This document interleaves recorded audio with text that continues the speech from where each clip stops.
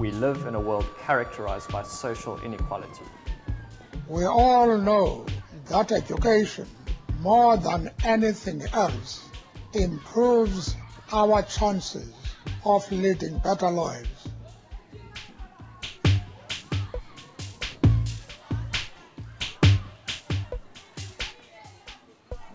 This essentially means 21 million South Africans have very little chance of finding skilled employment. This lack of education in South Africa is nothing short of a crisis, but it doesn't need to be this way. Equal education is a movement concerned with fixing this. So the thing about equal education is that it's not only providing youth with a platform and a voice, but it's working every day to empower that voice with facts, with arguments. On March 21st, 2011, 20,000 ordinary South Africans marched to Parliament to protest about the state of education. On Human Rights Day, there were two big events in the city of Cape Town. The President of South Africa, Jacob Zuma, at Athlone Stadium, having a Human Rights Day rally. The other event was the Equal Education concert and march for quality education on the Grand Parade. The idea was to take this petition to the Minister of Education, Angie Motshekga. I think it's just unfortunate that she didn't show up. She showed a weakness in the face of pressure and criticism. What constitutes decent infrastructure at a school? Computer laboratory? School library? And just guess how many schools don't even have flushing toilets. I like to be hands-on. I believe that a principal has to have almost like a politician, has to have a high profile, in the sense that you have to be seen to be around the school. And we're a school of 1,180 odd pupils.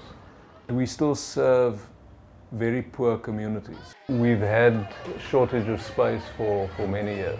The principal's office has to double as a storeroom. We don't have a school hall. In winter, you just can't have assembly. We don't have many of the facilities that a normal school would take for granted.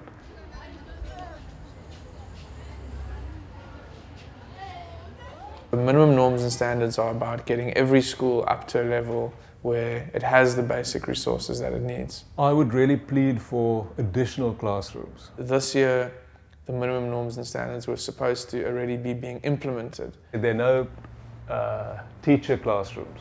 That means a child would sit for every day, every week, every month in the same classroom. You can't become someone without education. You're just gonna be someone who's not important to people.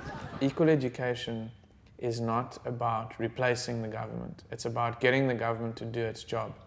And it's about holding the government accountable for misappropriation of funds, underspending of funds, under-budgeting of funds, misuse of money. I liaise very often and very thoroughly, I would like to think, with the officials. The response is, we do not have enough money. We do not have enough money. Yes, I can really see what utter deprivation our ruling party suffers from. It's just not good enough, you know, to at school also have to put up with a lack of space, a lack of privacy and so on. I like to solve problems. That's my motive. I like to solve problems, something that is challenging. There are not enough books for us, so some of us don't have books to read. We only have 6 toilets for about 650 girls. So you can imagine the impact it has on hygiene. We only have 1 basin for that number of girls. Everybody cannot go to the toilet at break time. So you find students asking to leave the room during tuition time. Everything that you do in education is based on reading, comprehending text, even in studying maths, understanding a question.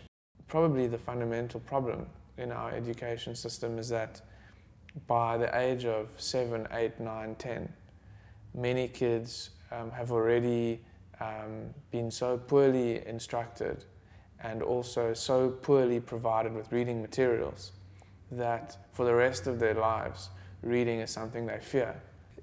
One of the responses from the Department of Education to our libraries campaign was, well, we can't just focus on libraries because there's other problems like a lack of classrooms or a lack of toilets.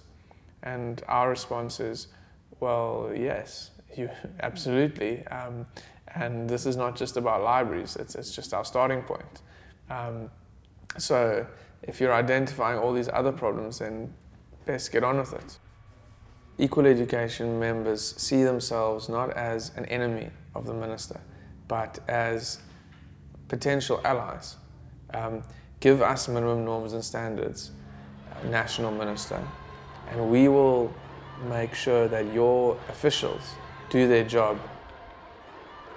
You often find that policy on paper looks wonderful and even legislation looks promising, but when it comes to the practical implementation, problems arise.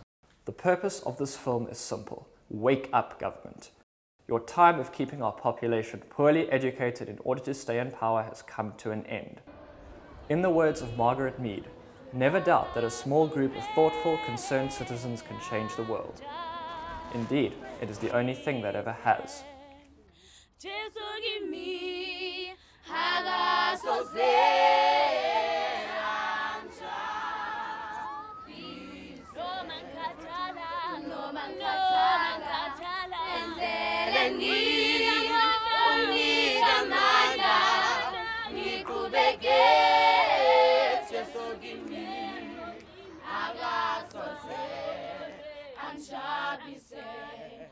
Anjabise.